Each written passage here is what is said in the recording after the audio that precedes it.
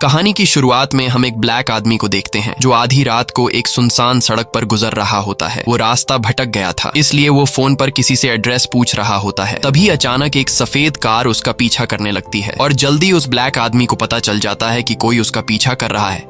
ये देखकर वो घबरा जाता है और अपना रास्ता बदलकर दूसरी तरफ जाने लगता है। कुछ दूर आगे आने के बाद उसे लगा कि शायद उसका पीछा करने वाली गाड़ी चली गई, लेकिन तभी पीछे से एक आदमी जिसने अपने चेहरे को मास्क से छुपाया हुआ था, वो उस ब्लैक आदमी पर हमला करके उसको बेहोश कर देता है और उसे घसीटते हुए अपने कार के डिक्की में बंद करके ले जाता है।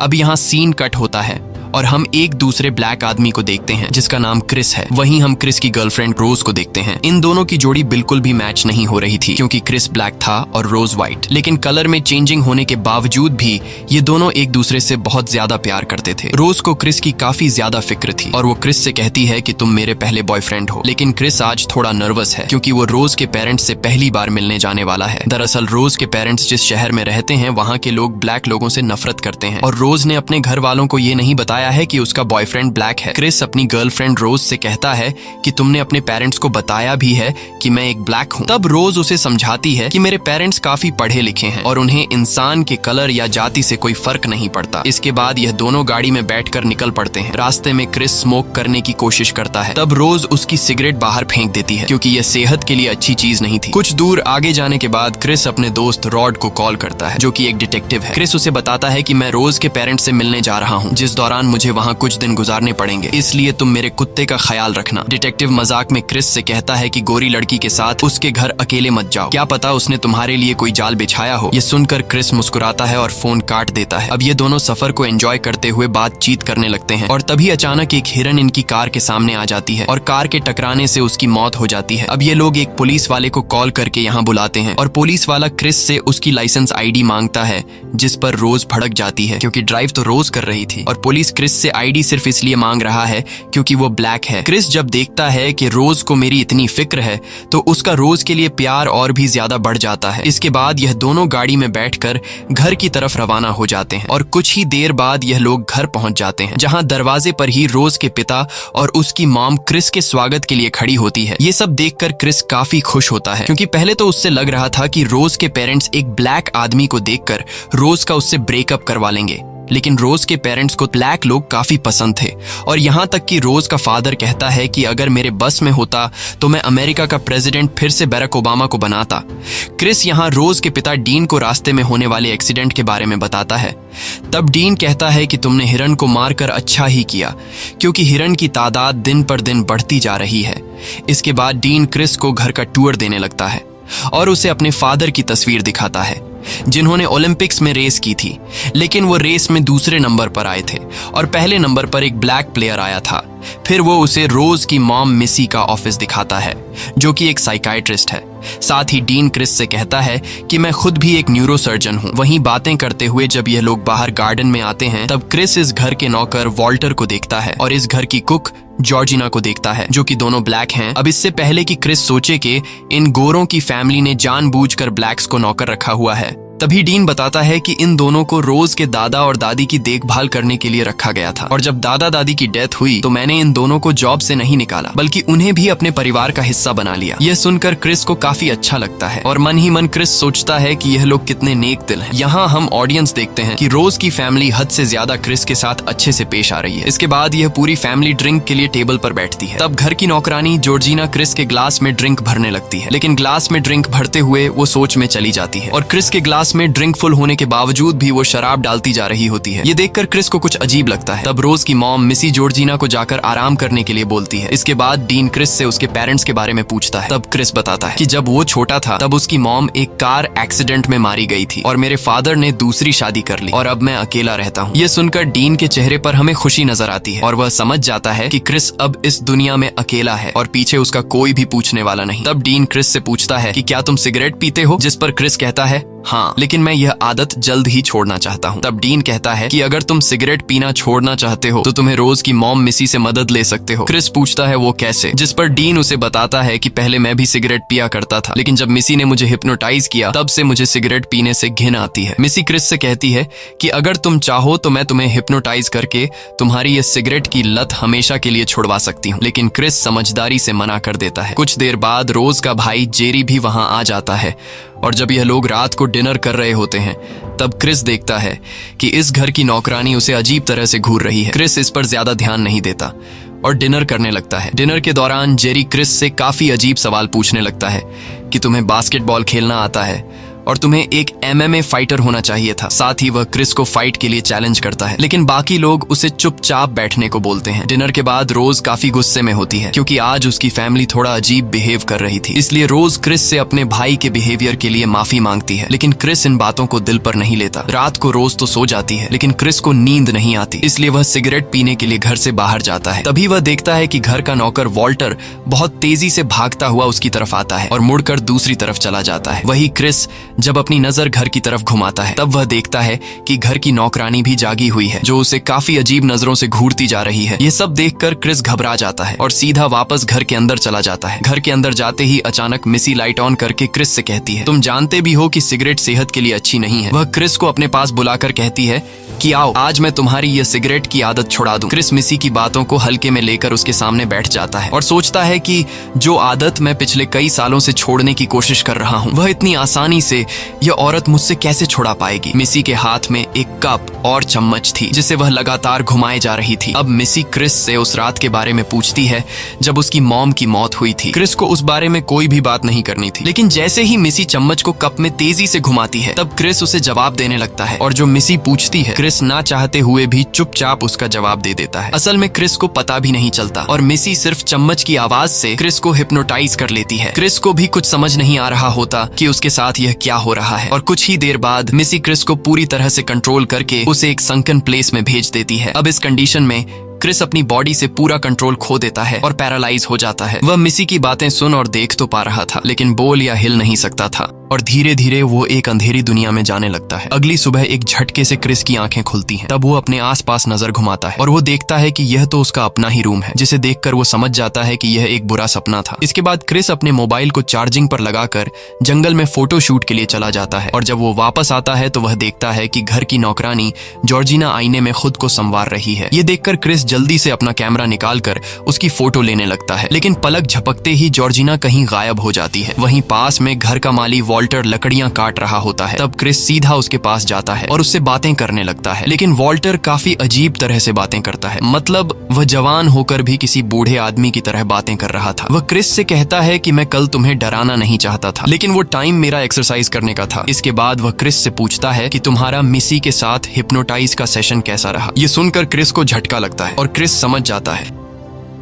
कि कल रात जो कुछ हुआ था वह कोई सपना नहीं था, बल्कि रियल में मिसी ने उसे हिप्नोटाइज किया था। ये सब जाकर वह सीधा रोज को बताता है कि तुम्हारी मॉम ने कल रात मुझे हिप्नोटाइज किया था और अब मुझे सिगरेट के बारे में सोचकर भी उल्टी आ रही है। अब इनकी यह बातें चल ही रही होती हैं कि बाहर से गाड़ियों के शोर की आवाज आती है। तब हम देखते हैं कि उनके घर पार्टी के लिए बहुत सारे अमीर लोग आए हैं और वह सभी वाइट लोग होते हैं। लेकिन यहाँ हमें एक अजीब बात देखने को मिलती है कि वो लोग यहाँ के नौकर वॉल्टर को गले लगा रहे होते हैं। जब वह लोग क्रिस को देखते हैं तो सभी क्रिस के पास आते हैं और क्रिस से अजीब अजीब सवाल करने लगते हैं। साथ ही वो लोग क्रिस की बॉडी शेप की तारीफ करते हैं और उसकी बॉडी पर हाथ फेरकर उसे फील करने लगते हैं। ये सब देखकर क्रिस को काफी अजीब लगने लगता है। वहीं क्रिस को इन सब के बीच एक अपने जैसा ब्लैक लड़का दिखाई देता है, जिसे देखकर क्रिस सीधा उससे मिलने जाता है। ये आदमी अपना नाम लोगन बताता है और जवान होने के बावजूद उसने किसी बूढ़े की तरह कपड़े पहने हुए थे। वहीं लोगन की पत्नी भी आ जाती है जो कि एक वाइट थी और लोगन से वह उम्र में करीब 30 साल बड़ी थी। यहाँ हम एक चीज नोटिस करते हैं कि यहाँ क्रिस के अलावा जितने भी ब्लैक लोग हैं उन सभी ने अपने सिर को छुपा कर रखा है। यहाँ का माली वॉल्टर जो हमेशा हैट पहनता है, लोगन ने भी वैसी ही हैट पहनी हुई है और इस घर की नौकरानी जॉर्जिना ने भी अपने बालों से माथे को छुपा रखा है। वेल, इसके पीछे क्या रीजन है ये तो हमें आगे ही पता चलेगा। कुछ देर बाद क्रिस मिलता है जिम हडसन नाम के एक आदमी से, जो कि एक आर्ट गैलरी का ओनर है, और वह क्रिस के खींचे हुए फोटोज की तारीफ करता है। हडसन बताता है कि वह भी एक फोटोग्राफर बनना चाहता था, लेकिन एक बीमारी की वजह से वह अंधा हो गया है। इसके बाद क्रिस वापस ऊपर अपने कमरे में जाता है और हम देखते हैं कि उसके जाते ही सभी लोगों ने बात करना बंद कर दिया और ऊपर क्रिस को देखने लगते हैं, जैसे कि वो लोग सिर्फ क्रिस को दिखाने के लिए ही बातें कर रहे थे। क्रिस कमरे में देखता है कि उसका मोबाइल कोई बार बार चार्जर से निकाल रहा है और उसे लगता है कि शायद ये जॉर्जिना का काम है। कुछ देर बाद जॉर्जिना आती है और वह क्रिस से माफी मांगती है कि शायद कमरे की सफाई करते हुए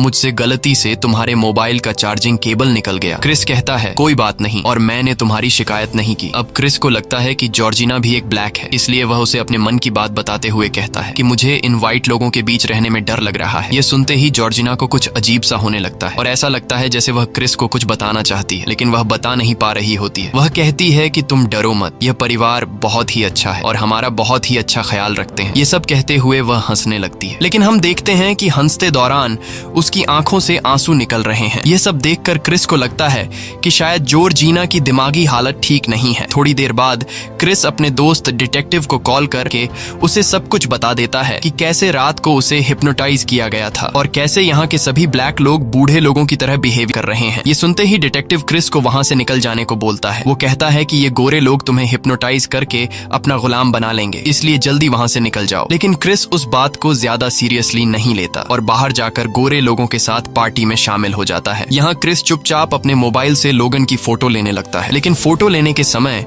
उसके मोबाइल की टॉर्च ऑन हो जाती है और फ्लैश के कारण लोगन को कुछ हो जाता है। उसके नाक से खून निकलने लगता है और वो गुस्से में क्रिस पर हमला कर देता है। हमले के दौरान वो बार बार क्रिस से कहता है कि यहाँ से भाग जाओ। ये सब सुनकर क्रिस समझ जाता है कि यहाँ जरूर कुछ गड़बड़ है। इसके बाद सभी लोग लोगन को एक रूम में ले जाते हैं और कुछ ही देर बाद वो बिल्कुल ठीक हो जाता है और सभी लोगों से माफी मांगता है जो कुछ अभी उसने कुछ देर पहले किया। डीन क्रिस को तसल्ली देते हुए कहता है कि तुम डरो मत, लोगन एक बीमारी का शिकार है। और वो मोबाइल के फ्लैश को देखते ही उसे मिर्गी के दौरे पड़ते हैं, लेकिन क्रिस अभी भी डरा हुआ था, इसलिए उसकी गर्लफ्रेंड रोज उसे एक नदी के किनारे ले आती है, जहाँ क्रिस रोज को बताता है कि उसे यहाँ बिल्कुल भी अच्छा नहीं लग रहा, इसीलिए हमें यहाँ से जाना चाहिए। लेकिन रोज उसे कहती है कि मैं तुम्हारे साथ हूँ, यहाँ तुम्हें कुछ भी नहीं होगा, बस कुछ दिन इंतजार करो और फिर हम यहाँ से चले जाएंगे। ये कहते ही रोज क्रिस को गले लगा लेती है। तब क्रिस रोज की बात मान लेता है, ये सोचते हुए कि वैसे भी मुझे अपनी जिंदगी रोज के साथ बितानी है और यहाँ जो कुछ भी हो रहा है मुझे इस पर ध्यान नहीं देना चाहिए, क्योंकि वैसे भी यह कुछ ही दिनों की बात है। यहाँ क्रिस रोज को बताता है कि जिस दिन मेरी मॉम का एक्सीडेंट हुआ था वह काफी देर तक घायल हालत में रोड पर पड़ी थी, लेकिन मैंने पुलिस को कॉल नहीं किया। अगर उस वक्त मैं पुलिस को कॉल कर देता तो आज मेरी मॉम जिंदा होती। रोज उसे कहती है कि इसमें तुम्हारी कोई गलती नहीं है, क्योंकि तुम उस समय छोटे थे। वहीं दूसरी तरफ हम देखते हैं कि गोरे लोग एक साइलेंट ऑक्शन कर रहे होते हैं, जिसमें किसी और को नहीं बल्कि क्रिस को बेचा जा रहा था और ये ऑक्शन जिम हडसन जीत लेता है। क्रिस जब घर वापस आता है तो सभी मेहमान जा चुके होते हैं, क्योंकि ऑक्शन में क्रिस सोल्ड हो चुका था। यहाँ क्रिस अपने कमरे में जाकर अपने डिटेक्टिव दोस्त को लोगन की फोटो सेंड करता है। डिटेक्टिव जब उस फोटो को देखता है तो वह हैरान रह जाता है, क्योंकि डिटेक्टिव ने लोगन को पहचान लिया था। इसलिए वह तुरंत क्रिस को कॉल करके बताता है कि यह आदमी लोगन नहीं बल्कि आंड्रे है, जिससे हम दोनों एक पार्टी में मिले थे और आंड्रे पिछले 6 महीनों से कहीं गायब है। दोस्तों, लोगन वही आदमी है जो मूवी की शुरुआत में किडनैप हो गया था। ये सब सुनते ही क्रिस समझ जाता है कि यहाँ उसके लिए जाल बिछाया गया है, इसलिए वह जल्द ही यहाँ से निकलने की तैयारी करता है। लेकिन तभी वहाँ रोज आ जाती है। तब क्रिस रोज से कहता है कि हमें तुरंत यहाँ से निकलना होगा। रोज उसे कहती है कि बताओ तो सही आखिर क्या हुआ है, लेकिन क्रिस कहता है कि अभी बताने का समय नहीं है, इसलिए तुम जल्दी से कार की चाबी ढूंढो। अब रोज कार की चाबी ढूंढने के लिए नीचे जाती है और तभी क्रिस नोटिस करता है कि एक अलमारी का दरवाजा खुला हुआ है। क्रिस जब उस अलमारी के करीब जाता है तो वहाँ उसे एक बॉक्स मिलता है, जिसके अंदर रोज के कई सारे बॉयफ्रेंड्स की तस्वीरें रखी हुई थी, जबकि रोज ने कहा था कि क्रिस उसका पहला ब्लैक बॉयफ्रेंड है। लेकिन क्रिस यहाँ नोटिस करता है कि रोज के सभी बॉयफ्रेंड्स ब्लैक हैं और तभी वह देखता है कि इन तस्वीरों में घर का माली वॉल्टर और नौकरानी जॉर्जिना भी है। ये देखकर क्रिस समझ जाता है कि रोज भी अपने पेरेंट्स के साथ मिली हुई है। जिस तरह उसने जॉर्जिना और वॉल्टर को फंसाया है उसी तरह से वो मुझे भी फंसाना चाहती है। ये सब समझ आते ही क्रिस जल्दी से नीचे आता है, लेकिन नीचे पूरी फैमिली उसका रास्ता रोक कर खड़ी थी। क्रिस चिल्लाते हुए रोज से कार की चाबियां मांगता है। तब रोज कहती है कि मुझे चाबियां मिल नहीं रही हैं, लेकिन अचानक से रोज अपने असली रूप में आकर क्रिस को चाबियां दिखाती है और कहती है कि चाबियां तो शुरू से मेरे पास थीं, लेकिन मैं तुम्हें देना नहीं चाह रही थी। अब यहाँ क्रिस को जब यहाँ से भागने का कोई रास्ता नहीं मिलता, तब वह दौड़कर जेरी पर हमला कर देता है। लेकिन तभी रोज की मॉम मिसी चाय के कप से चम्मच मारती है, जिसकी आवाज सुनकर क्रिस तुरंत पैरालाइज हो जाता है और संकन प्लेस में चला जाता है और यह तीनों उसकी बॉडी को नीचे बेसमेंट में ले जाने लगते हैं। अगले दिन डिटेक्टिव क्रिस को बार बार कॉल करने की कोशिश करता है, लेकिन क्रिस कॉल अटेंड नहीं करता। अब क्रिस के कॉल न उठाने पर डिटेक्टिव समझ जाता है कि क्रिस खतरे में है, इसलिए वह अपने डिपार्टमेंट के कुछ सीनियर ब्लैक ऑफिसर्स को जाकर बताता है कि कुछ गोरे लोगों ने उसके दोस्त को ब्रेन वॉश करके गुलाम बना लिया है। पर वो सब उसकी बात सुनकर हंसने लगते हैं और कोई भी डिटेक्टिव की बात पर यकीन नहीं करता। अब डिटेक्टिव समझ जाता है कि उसे खुद ही कुछ करना होगा। इधर क्रिस को बेसमेंट में होश आता है और वो खुद को एक चेयर पर बंधा हुआ पाता है। उसके सामने एक ओल्ड टीवी था जिसमें रोज के दादा की वीडियो टेप चलने लगती है, जो बताता है कि उसके परिवार ने एक ऐसा तरीका निकाल लिया है जिससे इंसान बूढ़ा होने के बाद फिर से जवान हो सकता है, यानी कि वो किसी इंसान के दिमाग को किसी दूसरे इंसान की बॉडी में ट्रांसप्लांट कर सकते हैं। इसके बाद टीवी पर वही कप और चम्मच का साउंड आता है, जिससे क्रिस पैरालाइज होकर संकन प्लेस में चला जाता है। अगले दिन टीवी पर जिम हडसन दिखाई देता है, वह आदमी जिसने क्रिस को ऑक्शन में खरीदा था। हडसन कहता है कि वह यहाँ क्रिस के सारे डाउट्स क्लियर करने आया है ताकि उनका प्रोसीजर अच्छे से हो सके। वह बताता है कि इस प्रोसीजर के 3 स्टेप्स होते हैं। पहला, किसी ब्लैक आदमी को हिप्नोटाइज करके संकन प्लेस में भेज दिया जाता है। दूसरा, जब वो हिप्नोटाइज हो जाता है और उसका अपनी बॉडी पर कोई भी कंट्रोल नहीं होता, तब उसे ब्रेन ट्रांसप्लांट के लिए तैयार कर दिया जाता है। और तीसरा, उसके सिर में किसी गोरे इंसान का दिमाग डाल दिया जाता है, जो कुछ टाइम बाद तुम्हारे साथ होने वाला है। मेरा दिमाग तुम्हारे सिर में ट्रांसफर कर दिया जाएगा और तुम्हारी बॉडी पर मेरा कंट्रोल होगा। अब जाकर हम ऑडियंस को सारी सच्चाई का पता चलता है, यानी कि रोज के पेरेंट्स किसी अमीर बूढ़े इंसान का दिमाग किसी ब्लैक इंसान के सिर में ट्रांसप्लांट कर देते हैं, जिससे उस अमीर बूढ़े इंसान को एक नई जिंदगी मिल जाती है और वो ब्लैक इंसान हमेशा के लिए हिप्नोटाइज होकर संकन प्लेस में चला जाता है, जिससे उस गोरे इंसान के पास ब्लैक बॉडी का पूरा कंट्रोल आ जाता है। यहाँ हमें यह भी पता चलता है कि लोगन, वॉल्टर, जॉर्जिना और बाकी सबके साथ यही किया गया है और उनके अंदर किसी वाइट बूढ़े का ब्रेन डाल दिया गया है, इसीलिए ये लोग अजीब तरह से बिहेवियर कर रहे थे। और अब हडसन को भी क्रिस की बॉडी मिलने वाली है। ये सब जानकर क्रिस पूछता है कि ये लोग सिर्फ ब्लैक लोगों को ही क्यों चुनते हैं। तब उसे बताया जाता है कि रोज के दादा जिन्होंने ओलंपिक्स में दौड़ लगाई थी, उन्हें किसी ब्लैक इंसान ने हरा दिया था, जिससे रोज के दादा को यह आइडिया आया कि ब्लैक लोगों की बॉडी गोरे लोगों से कहीं बेहतर होती है। इसके बाद टीवी बंद हो जाता है और तभी क्रिस की नजर सोफा पर पड़ती है, जिससे कुछ रुई बाहर निकल रही होती है और तभी फिर से टीवी पर कप और चम्मच का साउंड निकलता है, जिससे क्रिस बेहोश हो जाता है। वहीं दूसरी तरफ रोज के फादर ब्रेन ट्रांसप्लांट के काम पर लग जाते हैं और वो बहुत ही बारीकी से जिम हडसन के सिर से ब्रेन निकाल लेते हैं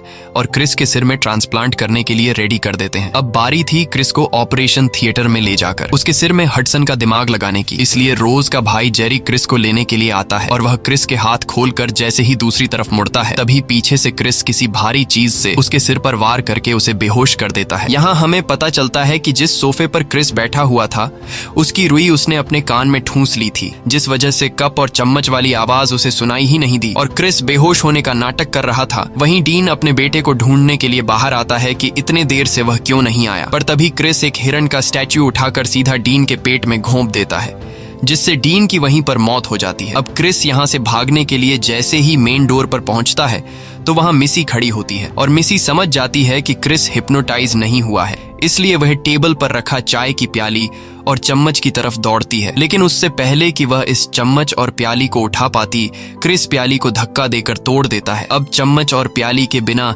मिसी कुछ भी नहीं कर सकती थी, इसलिए मिसी एक स्क्रू ड्राइवर से क्रिस पर हमला करती है, लेकिन क्रिस उसका वार रोक लेता है। क्रिस मिसी पर काफी गुस्सा था और वह उसी स्क्रू ड्राइवर को मिसी के सर में घुसाकर उसे मार डालता है। अब क्रिस बाहर जाने ही वाला था कि रोज का भाई जेरेमी होश में आ जाता है और वह क्रिस पर अटैक कर लेता है, लेकिन क्रिस स्क्रू ड्राइवर से उसके पैर पर वार करता है, जिससे वह बुरी तरह से घायल होकर नीचे गिर जाता है और क्रिस उसके सर पर कई बार वार करके उसे बेरहमी से मार डालता है। वहीं रोज ऊपर अपने रूम में हेडफोन लगाकर गाने सुन रही थी और इंटरनेट पर अपने अगले शिकार की तलाश कर रही थी। उसे कुछ खबर नहीं होती कि बाहर क्या चल रहा है और बाहर क्रिस चुपचाप गाड़ी में बैठकर यहाँ से निकलने लगता है, पर थोड़ा आगे जाते ही क्रिस की कार घर की नौकरानी जॉर्जिना से टकरा जाती है, जिसकी आवाज रूम में बैठी रोज सुन लेती है। अब क्रिस अगर चाहता तो वह यहाँ से निकल सकता था, लेकिन क्रिस ऐसा नहीं करता। वह जॉर्जिना को इस तरह घायल हालत में छोड़ना नहीं चाहता था, क्योंकि बचपन में जब उसकी मॉम का एक्सीडेंट हुआ था तो उसकी मॉम भी जॉर्जिना की तरह सड़क पर पड़ी हुई थी। लेकिन क्रिस ने कुछ नहीं किया, जिस वजह से क्रिस की मॉम की डेथ हुई। इसलिए क्रिस जॉर्जिना को उठाकर गाड़ी में बिठा लेता है। वहीं रोज भी बंदूक लेकर बाहर आती है और दादी माँ चिल्लाने लगती है। तभी हम जॉर्जिना के माथे पर कुछ कट्स देखते हैं और रोज के दादी माँ चिल्लाने से हमें पता चलता है कि जॉर्जिना के सर में रोज की दादी माँ का ब्रेन ट्रांसप्लांट किया गया है। और यही वजह थी कि जॉर्जिना, लोगन और वॉल्टर हमेशा टोपी पहना करते थे, ताकि उनके सर में लगे कट्स किसी को नजर ना आ सके। वहीं हम देखते हैं कि जॉर्जिना यानी कि दादी माँ के हाव भाव बदलने लगे हैं। वह काफी गुस्से से क्रिस को देखती है और चिल्लाकर कहती है कि तुमने मेरी सारी फैमिली को मार डाला। ये कहते ही वह क्रिस पर हमला कर देती है। अब खुद को बचाते हुए क्रिस का ध्यान गाड़ी पर नहीं रहता, जिससे गाड़ी का जोर से एक्सीडेंट होता है। लकीली इस एक्सीडेंट में क्रिस को कुछ नहीं होता, लेकिन दादी यानी जॉर्जिना दोनों ही मारी जाती हैं। एक्सीडेंट की वजह से गाड़ी भी खराब हो जाती है, इसलिए क्रिस जल्दी से गाड़ी से निकलकर पैदल ही भागने लगता है। लेकिन पीछे से रोज क्रिस पर गोलियां चलाने लगती है, पर क्रिस गोलियों से खुद को बचाकर आगे निकल जाता है। यहाँ रोज घर के माली वॉल्टर से कहती है कि जाओ दादाजी और उसे पकड़ो। अब वॉल्टर के सर में रोज के दादा का ब्रेन था और वह ओलंपिक्स में एक रेसर रह चुका था, इसलिए वह काफी तेजी से दौड़ते हुए क्रिस को पकड़ लेता है और उसे नीचे गिराकर मार ही डालने वाला होता है कि तभी यहाँ क्रिस समझदारी से काम लेते हुए अपना मोबाइल निकालकर उसकी टॉर्च ऑन कर लेता है। टॉर्च की लाइट को देखते ही वॉल्टर होश में आ जाता है और वह रोज से कहता है कि लाओ गन मुझे दो ताकि मैं क्रिस को मार दूं। रोज जैसे ही वॉल्टर को गन देती है तो वॉल्टर उल्टा रोज को पेट में गोली मार देता है, क्योंकि वॉल्टर अब सारी सच्चाई जान चुका था कि किस तरह रोज ने उसे फंसाकर उसके सर में दादाजी का ब्रेन डाल दिया है। साथ ही वॉल्टर को यह भी पता था कि फ्लैश लाइट का असर कुछ देर ही रहेगा। अब इससे पहले कि वह फिर से दादाजी में कन्वर्ट हो जाता, वह खुद को ही शूट करके मर जाता है।